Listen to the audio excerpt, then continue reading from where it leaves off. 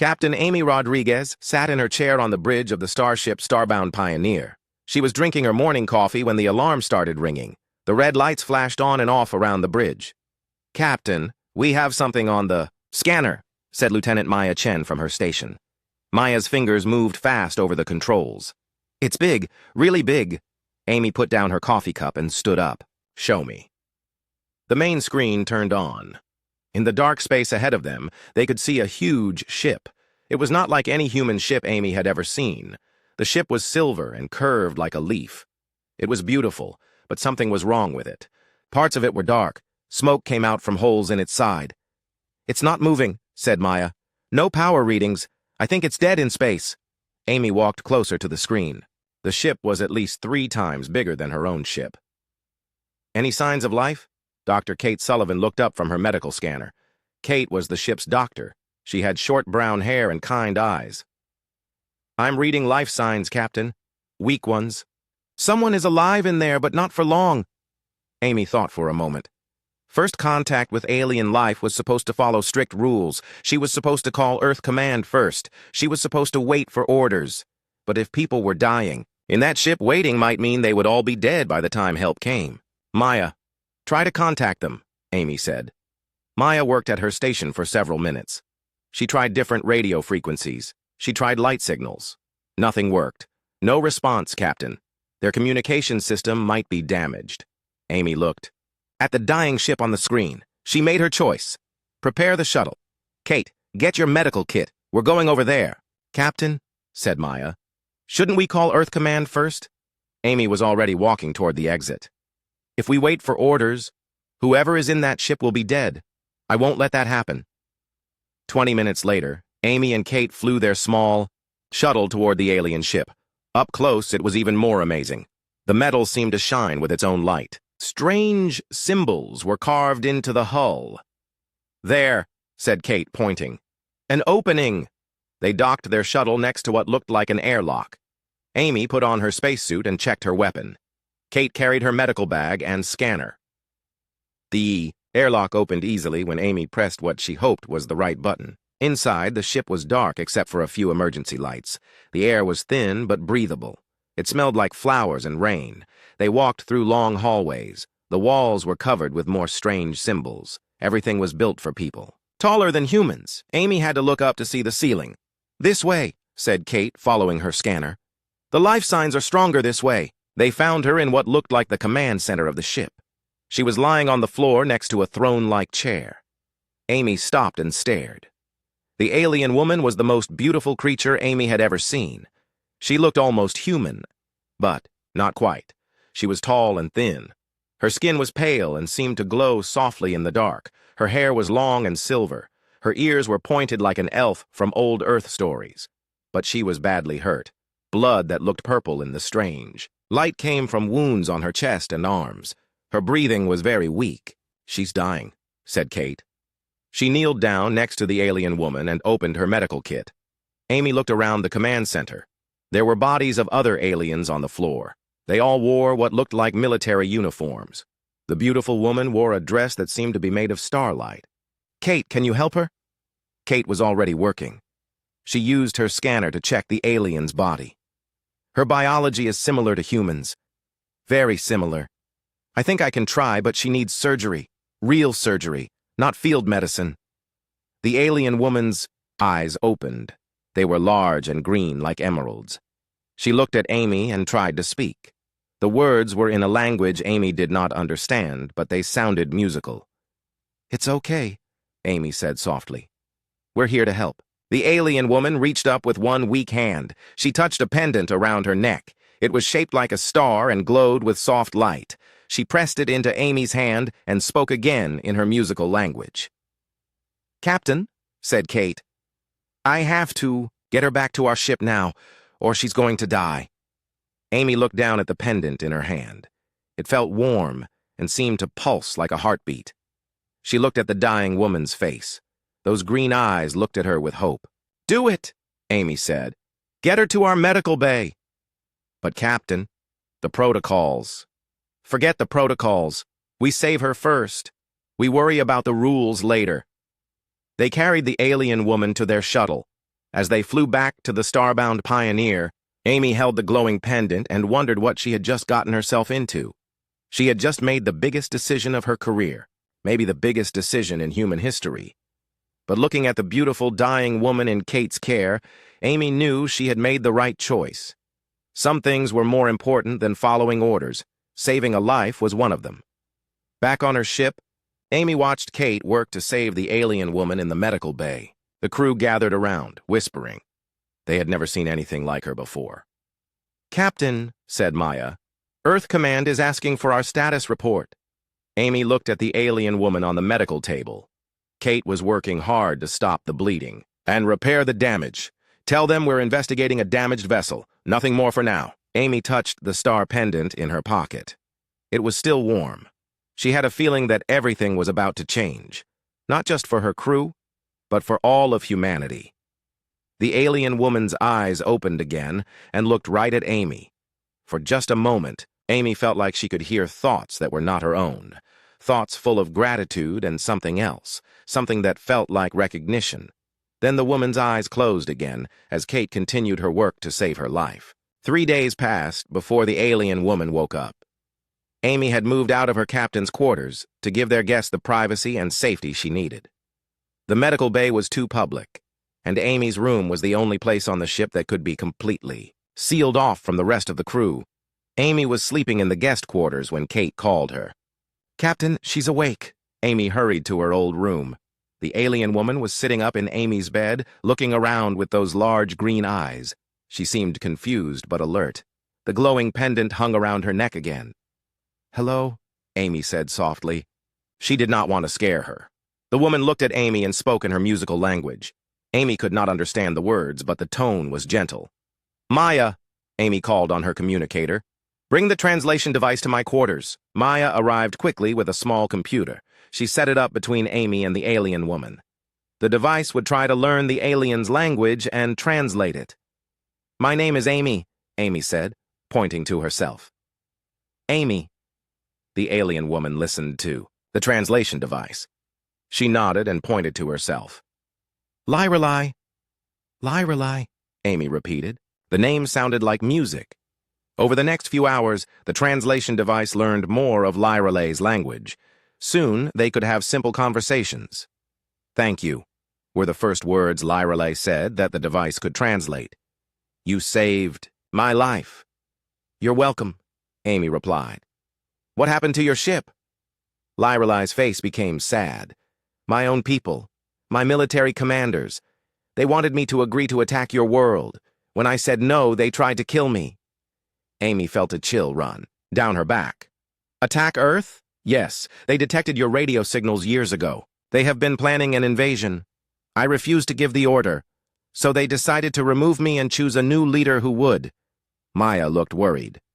"Captain, we need to tell Earth Command about this." Lyrelai reached out and touched Amy's hand. Her skin was warm and soft. "Please. If you send me back to my people, they will kill me, and then they will destroy your world." Amy looked into those green eyes. She could see fear there, but also hope.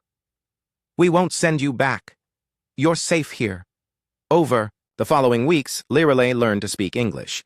She was very smart and picked up the language quickly. Amy spent hours with her each day, teaching her about human culture and customs. "Your people choose their leaders?" Lyrelai asked one day. They were in the ship's dining hall. Lyrelai was eating human food for the first time. She seemed to like it. "Yes, we vote," Amy explained. "Everyone gets to choose." "Even the common people?" "Everyone. Rich, poor, it doesn't matter. One person, one vote." Lyrelai looked amazed. "In my empire, only the royal family and the high nobles make decisions. The common people have no voice." Maya joined them at the table. She had become friends with Lyrelai. "That's why your military could plan a war without asking the people, if they wanted it." "Yes," Lyrelai said sadly. "Most of my people do not want war, but they have no choice. The military decides everything now." Amy's communicator beeped. It was a message from Earth Command. She had been expecting this. "Captain Rodriguez, you will return to Earth immediately with the alien prisoner for questioning." Amy showed the message to Lyrelai. They want to take you to Earth for interrogation. Lyralay's face went pale. They will treat me like an enemy. Not if I can help it, Amy said. She typed a reply to Earth Command. Alien guest is still recovering from serious injuries, unable to travel safely at this time. It was not completely true, but it was not completely false either. Lyralay was still weak. You're protecting me, Lyralay said. Why? I'm not human. My people are your enemies. Amy thought about her answer. You're not my enemy. You tried to stop a war. You almost died protecting Earth. That makes you a friend. Lyralay smiled. It was the first time Amy had seen her truly smile. It was beautiful. In my culture, Lyralay said, when someone saves your life, you owe them a life debt. Your life becomes mine to protect. We don't have that custom, Amy said, but I understand what you mean. Later that night, Amy found Lyralay on the observation deck. She was looking out at the stars. The light from the distant suns made her skin glow even more. Do you miss your home? Amy asked. I miss what it could have been, Lyralay said. I always dreamed of making it better, making it more like what you have here. Freedom, choice, peace. Maybe you still can. Lyralay shook her head. Not anymore. I gave up my throne when I refused their war. I can never go back. Amy stood next to her at the window. Then maybe you can build something new. They stood in comfortable silence for a while, watching the stars. Amy, Lyralay said softly, may I ask you something personal? Of course. Why did you give me your bed? Your private space? Amy had wondered when this question would come. It was the only place on the ship where you could be safe and private. Where my crew couldn't bother you while you recovered. But where do you sleep now? The guest quarters. They're smaller, but they're fine. Lyralay looked at her. You gave up your comfort for me. A stranger. An alien. You were hurt. You needed help. That's what we do. That's what humans do, Lyralay said. My people would never do such a thing for an outsider. Maybe that's why your people have wars, and we try to avoid them. Lyralay was quiet for a long moment. I want to learn more about being human. You're not human, Lyralay. You're something much more special. What do you mean? Amy turned to face her. You're someone who chose to do the right thing, even when it cost you everything. That's not just human. That's something better. The next morning, Amy's communicator woke her with an urgent message. It was from Earth Command, and this time the tone was different. Captain Rodriguez, you will return to Earth immediately with the alien prisoner. This is a direct order. Any delay will be considered insubordination. Amy looked at the message and made her decision. She called Maya and Kate to her temporary quarters. They want Lyralay, she told them. They're ordering us back to Earth. What are you going to do, Captain? Maya asked. Amy looked at her two most trusted officers. I'm going to protect her, even if it costs me my career. Kate nodded. She saved our world by refusing to start a war. We owe her. Maya smiled. Then we better figure out how to keep her safe. Amy felt proud of her crew. They understood what was at stake. Not just Lyralay's life, but the kind of people they wanted to be. First thing, Amy said, we need to find out more about these ethereal military forces. If they're really planning to attack Earth, we need to know everything we can about them. Lyralay can help with that, Kate said. She knows their technology, their tactics. Yes, but more than that, Amy said, thinking of the woman who had given up a throne to prevent a war. She knows how to fight them. The alarm on the Starbound Pioneer rang loud and urgent. Amy ran to the bridge where Maya was already at her station, her face pale. Captain, we have 5 ships approaching fast. They're not human. Amy looked at the main screen. 5 silver ships moved toward them like deadly birds. They were smaller than the ship where they had found Lyralay, but they looked dangerous. Very dangerous. Get Lyralay to the bridge, Amy ordered. Lyralay arrived quickly. When she saw the ships on the screen, her face went white. Those are warships, she said. They found me. Can we outrun them? Amy asked Maya. No chance, Captain. They're much faster than us. The communication system crackled to life. A cold voice spoke in Lyralay's language. The translation device worked to change the words to English. Human vessel, you are harboring a traitor to the ethereal empire. Return Queen Lyralay to us immediately, or we will destroy your ship. Amy looked at Lyralay. Queen? Lyralay nodded sadly. I was the queen of my people. I never told you because it doesn't matter anymore. I gave up my crown when I refused to attack your world. Amy turned to face the communication screen. This is Captain Amy Rodriguez of the human starship Starbound Pioneer. Queen Lyralay has requested asylum with humanity. We will not turn her over to you. The alien voice became angry. You do not understand, human. She is ours. Return her now. No, Amy said simply. Lyralay stepped forward. General Thane, I know that's you. I am no longer your queen. I chose exile rather than lead my people into an unjust war. The screen flickered and showed a tall, ethereal male. He wore a military uniform covered with medals. His face was hard and cold.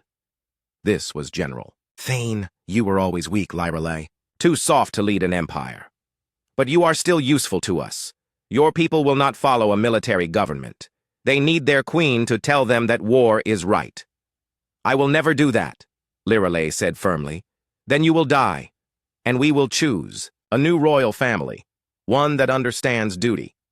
Amy moved to stand next to Lyralay. She's under human protection now. General Thane laughed. Your small ship cannot fight 5 warships. Give us the traitor, and we will let you live. Amy felt fear, but she did not show it. I have a better idea. Let me tell you about human law and ethereal law. What? Lyralay grabbed Amy's arm. Amy, what are you doing? Amy had been thinking about this moment for days. Lyralay told me about the old laws of your people, the laws that even generals must follow. General Thane's face showed surprise. You know our laws? I know that when a royal person chooses exile, they can claim sanctuary with another species. I know that if the other species accepts them, they become part of that species by law. Lyralay's eyes went wide. Amy, you can't... I know that once someone becomes part of another species, they cannot be forced to return. They belong to their new people. General Thane's face became red with anger. That law is ancient. It has not been used for 1,000 years. But it still exists, Amy said. Doesn't it? The general was quiet for a long moment. Amy could see him thinking, trying to find a way around the old law. Even if that law still exists, he said finally, the human species would have to formally accept her. All of humanity would have to agree. Amy smiled. Not all of humanity, just the captain of the ship that rescued her. That's me, and I formally accept Queen Lyralay as a member of the human species. Lyralay looked at Amy with amazement. You studied our laws. I've been studying them for weeks, Amy whispered back. Just in case. General Thane's anger was growing. This is ridiculous. We will not accept... You have to, Amy interrupted. It's your law, not mine. And you just said that even queens must follow the law. The general's hands became fists. Amy could see he wanted to attack them right now. But the old laws were sacred to his people. Even he could not break them. Very well, he said through his teeth. But this changes nothing. Without their queen, the ethereal people will follow us into war against Earth. You have saved one life and doomed millions. Maybe, Amy said. Or maybe you're wrong about what the ethereal people really want. Lyralay stepped forward again. Thane, broadcast this conversation to all ethereal worlds. Let the people hear what their queen chose. Let them decide for themselves. Never. Then you're afraid of what they might choose. General Thane's face went dark. You have 48 hours to think about this, Lyralay. 48 hours to return willingly and save your people from the consequences of your selfishness. After that, we begin our attack on Earth. The screen went black. The ethereal ships moved away, but they did not leave. They waited nearby like sharks in dark water. Amy turned to Lyralay. Are you okay with this? With becoming human? Lyralay's eyes filled with tears, but she was smiling. You would do this for me? Make me part of your people? You already are part of my people. This just makes it official. Lyrelay hugged Amy tightly. Thank you, but Thane is right about one thing. My people will suffer because of my choice. Will they? Or will they finally be free to choose for themselves? Dr. Kate had been listening quietly. Now she spoke up. Captain, what if we could get Lyrelay's message to the ethereal people? What if we could tell them the truth about the war their military wants to start? Maya looked up from her station. The ethereal communication networks are very advanced. If we could access them? I know how, Lyrelay said. I know the codes. I know how to reach every ethereal world at the same time. Amy felt hope growing in her chest. What would you tell them? Lyrelay thought for a moment. The truth. That their queen chose exile rather than lead them into a war of conquest. That humans are not enemies, but potential friends. That they have a choice. And if they choose peace, then General Thane loses his power. The military cannot rule without the support of the people. Amy looked around at her crew. They all nodded. They were with her. Then let's give them that choice, Amy said. Over the next 6 hours, they worked to break into the ethereal communication system. Lyrelay provided the codes and passwords. Maya worked her technical magic. Finally, they were ready.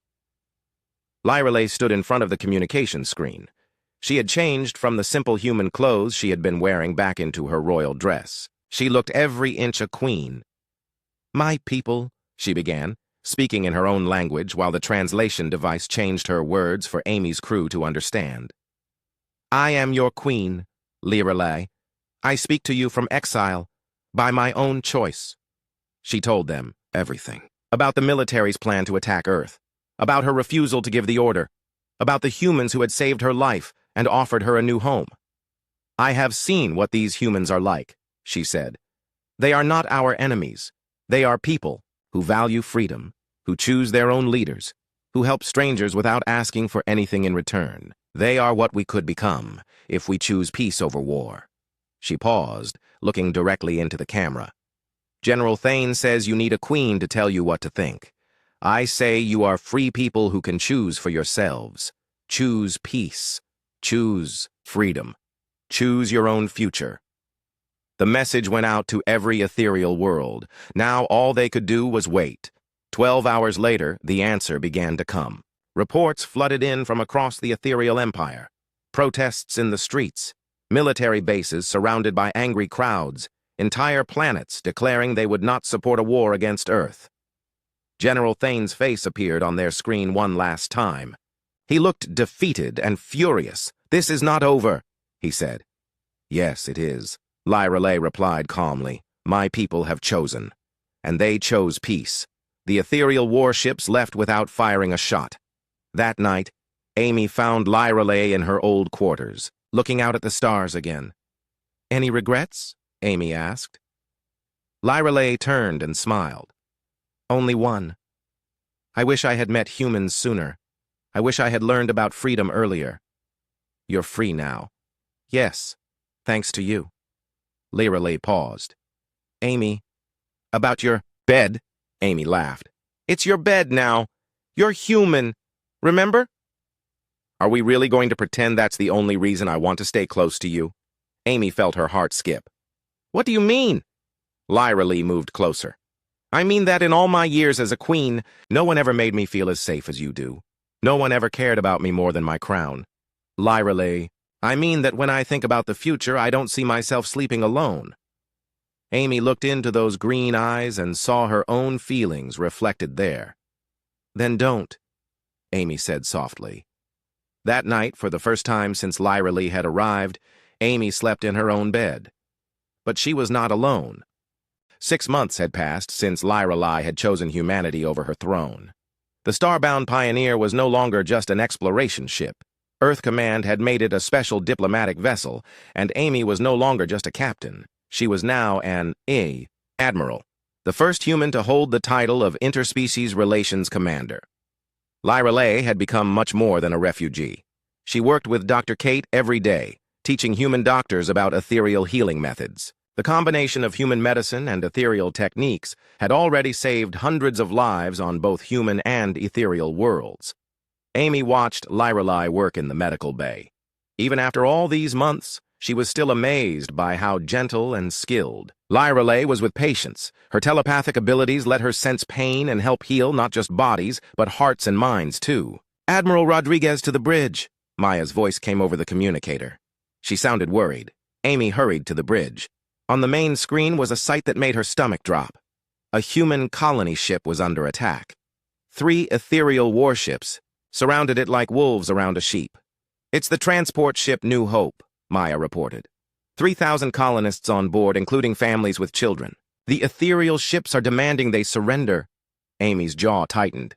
"Those aren't General Thane's ships, are they?" "No, Admiral. These belong to a splinter group. They call themselves the Pure Ethereal Movement. They reject Queen Lyra's message of peace." Lyra arrived on the bridge just in time to hear Maya's report. Her face went pale when she saw the attacking ships. "I know those ships," she said. "They belong to Commander Zeth. He was always loyal to the old ways. He believes ethereals are superior to all other species." "Can we reach the colony ship in time?" Amy asked. Maya checked her calculations. "Barely. But Admiral, those are military warships. We're just one ship." Amy looked at Lyra. "Do you know their weaknesses?" Lyra nodded. "Yes, but Amy, if we fight them, more ethereal extremists might join them. This could start the very war I tried to prevent. And if we don't fight them, 3,000 innocent people die." Lyra closed her eyes for a moment. When she opened them, they were filled with determination. "Then we fight, but we fight smart." Amy turned to her crew. "All hands to battle stations.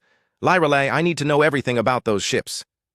As the Starbound Pioneer raced toward the battle, Lyra explained the ethereal warship's strengths and weaknesses. Their shields were powerful but had a weakness in the rear section. Their weapons were deadly but took time to recharge between shots. "Most important," Lyra said, "Commander Zeth is proud. Too proud. He will want to defeat us in single combat to prove ethereal superiority. If we challenge him directly, he might order the other ships to stand down." "That's a big risk," Amy said. "Everything we do now is a big risk." When they reached the battle area, the situation was worse than they had thought. The New Hope was badly damaged. Life support was failing. The colonists had maybe an hour before the ship would become a tomb in space. "This is Admiral Rodriguez," Amy broadcast to the ethereal ships. "You are attacking innocent civilians. Withdraw immediately." Commander Zeth's face appeared on the screen. He was younger than General Thane, with silver markings on his face that showed his rank. His eyes burned with fanatic hatred. "Admiral Rodriguez, the human who corrupted our queen, how fitting that you will die trying to save these worthless colonists." "The only thing worthless here is your cause," Amy replied. "Queen Lyra showed your people a better way. You're trying to drag them back into darkness." "Lyra is no longer our queen. She chose to become human scum." Lyra stepped into view of the screen. "Hello, Zeth. Still making the same mistake you always made." Zeth's face twisted with rage when he saw her. "Traitor! You gave up everything for these inferior beings." "I gave up nothing. I gained everything. I gained freedom, love, and a people worth protecting." "You gained weakness." Lyra smiled calmly. "Did I? Then prove it. Single combat, ship to ship. Your flagship against ours. Winner takes all." Amy looked at Lyra in shock. "What are you doing?" "Trust me," Lyra whispered. Zeth laughed. "You think your human technology can match ethereal engineering? Very well. When I destroy your ship, I will broadcast your death to every ethereal world. They will see what happens to traitors." "And when we defeat you," Lyra replied, "they will see that hate always loses to love." The 2 other ethereal ships moved away, leaving Zeth's flagship alone to face the Starbound Pioneer. Amy felt her heart racing. Their ship was tough, but it was built for exploration, not war. "Admiral," Maya said quietly, "their ship has 3 times our firepower." "Then we better be 3 times smarter," Amy replied. The battle began with Zeth's ship firing its main weapons. Amy ordered evasive maneuvers, and the deadly energy beams missed by inches. But Amy could not keep dodging forever. "Lyra, I need options." "There," Lyra pointed to her scanner. "He's doing exactly what I expected. He's trying to show off using maximum power on every shot. That means his weapons will overheat soon." How soon? 3 more shots. Zeth fired again, and again. Amy pushed their ship to its limits, barely avoiding the deadly beams. 1 more, Lirelai said. Zeth's final shot came close enough to shake the entire ship, but then his weapons went dark. Now, Lirelai shouted. Amy ordered their weapons to fire at the exact spot Lirelai had identified. The rear shields of Zeth's ship collapsed. Their next shots hit the engine section directly. Zeth's ship lost power and began to drift. Impossible, Zeth's voice came over the communicator. He sounded like he could not believe what had happened. Not impossible, Lirelai replied. Just what happens when strategy beats pride. Amy opened a channel to the 2 remaining ethereal ships. Your commander has been defeated. Honor your agreement and withdraw. For a moment, Amy thought they might attack anyway. But then the ships turned and flew away, leaving their commander behind. Amy immediately ordered rescue ships to help the damaged colony transport. Dr. Kate and her team worked around the clock to save the injured colonists. That evening, Amy found Lirelai in their quarters. She was sitting by the window looking tired but happy. How did you know Zeth would make those mistakes? Amy asked. Because I know him. He trained under my father when I was young. He was always skilled, but he was also always too proud to learn from his defeats. Amy sat down next to her. You saved 3,000 lives today. We saved them. Together. Amy took Lirelai's hand. Over the past months, their relationship had grown from friendship to something much deeper. Amy had never expected to fall in love with someone from another world, but Lirelai had changed everything Amy thought she knew about love and partnership. The colonists want to name their new settlement after you, Amy said. Lirelai laughed. After us, I hope. None of this would have worked without you. Lirelai, can I ask you something? Anything. Do you ever regret giving up your crown, your palace? All that power? Lirelai turned to look at Amy. Amy, I slept in a palace for 30 years and never felt at home. I've been sleeping in your bed for 6 months and I've never slept better. Amy felt her heart warm. Even though it's just a small ship's cabin? It's not about the room, Amy. It's about who you share it with. They sat in comfortable silence, watching the stars and the rescued colony ship in the distance. What do you think happens next? Amy asked. I think more extremists like Zeth will try to restart the war, but I also think more ethereals will choose peace. Change takes time. And us? What happens to us? Lirelai leaned against Amy's shoulder. I think we keep doing what we're doing, saving lives, building bridges, making both our peoples better. Amy kissed the top of Lirelai's head. Together, always together. The next morning brought news that changed everything. Reports came in from across the galaxy. Dozens of ethereal worlds had officially declared independence from the military government. They were forming a new alliance based on Lirelai's principles of peace and cooperation. Even more surprising, several of these worlds had requested human teachers and advisors. They wanted to learn about democracy and freedom. It's working, Maya said excitedly as she brought the reports to Amy. Lirelai's message is spreading. Amy looked for Lirelai and found her in the medical bay, working with Dr. Kate to develop new treatments for both human and ethereal patients. When Amy told her the news, Lirelai's face lit up with joy.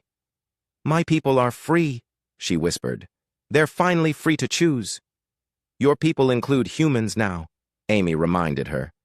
Lirelai smiled and kissed Amy softly. Our people, and they're all free. 2 years had passed since Amy first found Lirelai dying on that damaged ship. Now Amy stood on the bridge of a new vessel, the Alliance, watching a fleet of both human and ethereal ships working together in space. She had been promoted again, and now commanded the joint peacekeeping force of both species. Lirelai stood beside her, no longer wearing the simple clothes of a refugee. She wore a new uniform that mixed human and ethereal designs. She was the leader of the Free Ethereal Coalition, the alliance of ethereal worlds that had chosen peace over war. Admiral, Maya reported from her station, we're getting distress calls from the prison world of Kethmar. General Thane is holding thousands of political prisoners there. Amy and Lirelai exchanged glances. They had been planning this mission for months. Kethmar was one of the last strongholds of the old ethereal military government. How many ships does Thane have defending the planet? Amy asked. 12 warships, Maya replied. But Admiral, we have 18. 9 human, 9 ethereal. Amy smiled. 6 months ago, the idea of human and ethereal ships fighting side by side would have been impossible. Now it happened every day. Signal the fleet, Amy ordered. All ships prepare for battle. As the Alliance fleet moved toward Kethmar, Amy thought about how much had changed. The Free Ethereal Coalition now included over half of all ethereal worlds. They had formed a new government based on elections and individual rights. Lyrelay had helped write their constitution, using ideas from both human democracy and the best parts of old ethereal law. But General Thane and his supporters still controlled several key worlds. They had turned them into prison camps for anyone who supported peace with humans. Today's mission was to free those prisoners and end Thane's power once and for all. Amy, Lyrelay said softly, there's something I need to tell you before we go into battle. What is it? The prisoners on Kethmar include my cousin, Prince Valdris. He was captured 6 months ago for speaking out against the war. Amy knew how much Lyraly's family meant to her. Most of them had been killed or imprisoned for refusing to support Thane's government. We'll get him back, Amy promised. We'll get them all back. The battle for Kethmar was fierce, but brief. The combined human-ethereal fleet was too strong for Thane's forces. His ships were defeated in less than an hour. But the real challenge was the planet itself. Thane had built his prison complex inside a mountain, protected by powerful shields. Amy's ships could not break through from space. We'll have to go down there ourselves, Amy decided. I'm coming with you, Lyrelay said. Lyrelay, it's too dangerous. If Thane captures you, he won't. And these are my people in those prisons. I need to be there when we free them. Amy knew that look in Lyraly's eyes. She would not change her mind. They took a small team down to the planet's surface. Dr. Kate came with them, knowing there would be injured prisoners who needed medical care. Maya stayed on the Alliance to coordinate the rescue operation. The prison complex was even worse than they had expected. Thousands of ethereals were locked in tiny cells, barely fed, many of them sick or injured. But when they saw Lyrelay, their faces filled with hope. "The Queen!" someone shouted. "Queen Lyrelay has come for us!" "I'm not your queen anymore," Lyrelay called out as Amy's team began opening the prison cells. "You're free people now. You don't need a queen." "Then what are you?" asked an old ethereal woman as Kate helped her out of her cell. Lyrelay looked at Amy and smiled. "I'm someone who believes in freedom, just like all of you." They found Prince Valdris in the deepest part of the prison. He was weak from months of poor treatment, but his eyes were bright when he saw his cousin. "Lyrelay," he whispered as she hugged him. "I knew you would come." Of course I came. Family never abandons family, but their reunion was interrupted by slow clapping. General Thane stepped out of the shadows, flanked by armed guards. "How touching," he said mockingly. "The traitor queen and her human pet, playing rescue." Amy's hand moved to her weapon, but Thane's guards were already aiming at them. "I could kill you both right now," Thane continued, "but that would make you martyrs. Instead, I think I'll broadcast your execution to every world in the galaxy. Show them what happens to those who choose weakness over strength." "The only weakness here is yours, Thane," Lyrelay said calmly. "You're so afraid of losing power that you turned your own people into prisoners. I preserved ethereal purity. I kept us strong. You made us into monsters." Thane raised his weapon to shoot Lyrelay, but he never got the chance. The mountain shook violently as explosions echoed through the complex. "What's happening?" Thane demanded. Amy smiled. "Your remaining ships just surrendered. My fleet is now attacking this complex." "Impossible. The shields were designed to keep ships out," Lyrelay said. "Not to keep earthquakes in. Amy's people are very good at making the ground shake." The ceiling began to crack above them. Thane looked around wildly as his guards ran for safety. "This isn't over!" he shouted as he fled. "Yes, it is," Amy called after him. "It's been over since the day you chose hate over hope. The rescue took several hours. Thousands of prisoners were freed and taken to safety on the Alliance ships. Many of them were so weak they had to be carried, but they were all alive. Dr. Kate worked tirelessly to treat the injured. Lyra Lee used her telepathic abilities to comfort those who were traumatized by their imprisonment. Amy coordinated the evacuation, making sure every prisoner was accounted for. That evening, as the fleet traveled back to safe space, Amy found Lyra Lee in their quarters. She was sitting by the window holding a cup of tea and watching the stars. "How are you feeling?" Amy asked. "Tired? Happy? Sad for all the suffering we found today? Hopeful for what comes next?" Amy sat down beside her. "And what does come next, General? Thane escaped, but his power is broken. Most of his remaining supporters will probably surrender now that they see he can't protect them. And after that? After that, we rebuild. We create something new, something better." Amy took Lyra Lee's free hand. "Together? Always together." They sat quietly for a while, enjoying the peace after the day's battle. Finally, Lyra Lee spoke again. "Amy, do you remember what you asked me once? About whether I regretted giving up my throne?" "Yes. I've been thinking about that a lot lately. About everything I've gained and lost." Amy felt a flutter of worry.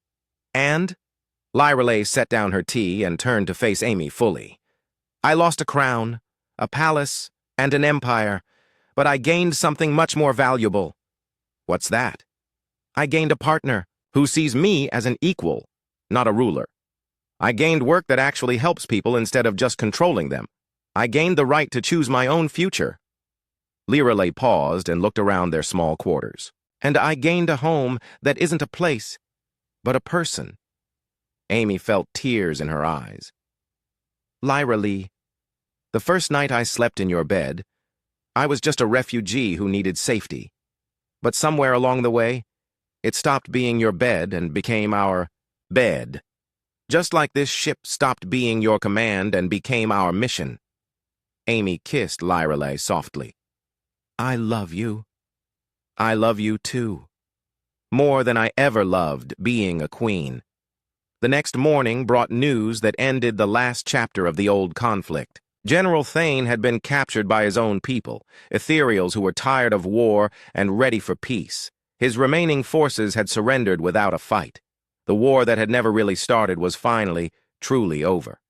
6 months later, Amy and Lyra Lee stood together on the observation deck of the Alliance, watching something that would have been impossible 2 years before. Below them, representatives from dozens of worlds, both human and ethereal, were signing the Treaty of New Hope. It established the Human-Ethereal Alliance as a permanent partnership between their species. "Look at that," Lyra Lee said, pointing to the ceremony below. "Former enemies working together to explore the galaxy." "It's beautiful," Amy agreed. "But you know what I think is even more beautiful?" "What?" Amy gestured toward their quarters. "The fact that in a few hours we get to go home to our bed, in our room, on our ship." Lyra Lee laughed. "Our bed in our room on our ship, serving our cause, protecting our people." "Both our peoples," Amy corrected. "Both our peoples," Lyra Lee agreed. As the ceremony ended and the new alliance was officially born, Amy and Lyra Lee walked hand in hand back to their quarters. They had a fleet to command, worlds to protect, and a future to build together. But, first, they were going home. To the bed where a former queen and a human captain had learned that love could conquer empires, that friendship could prevent wars, and that home was wherever you chose to share it with someone who saw your heart, instead of your crown.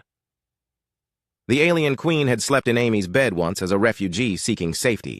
Now she called it their bed, because she had found something there worth more than any throne. A love that had changed 2 worlds and created a future where anything was possible.